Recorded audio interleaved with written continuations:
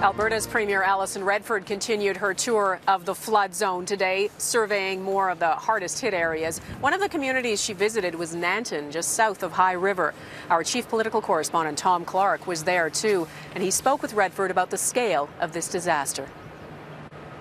Premier Redford, thanks very much for the time, and this is an incredible time for you.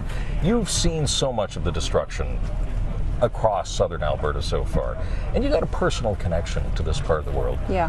What's your personal thoughts about what you've seen so far?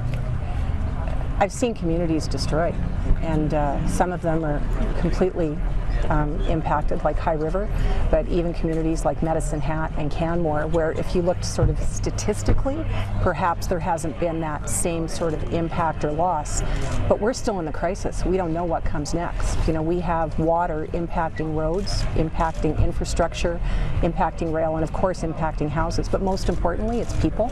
You know, we're here in Nanton today at one of our evacuation centers where I just met a family, a mom and a dad and a little girl named Sienna, who's 5 years old, who told me she lives in High River, but she can't go back because there's water and there's a boat on her street. And when she says that and looks at her mom's starting to tear up, which Sienna doesn't understand.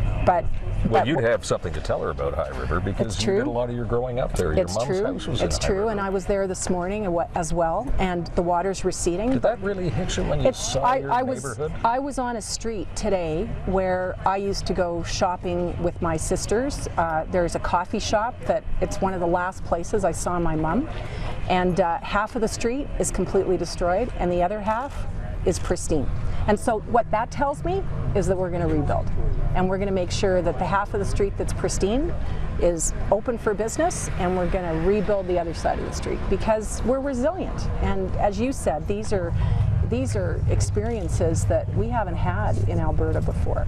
But when you see the response from volunteers in the community, we're going to get through this.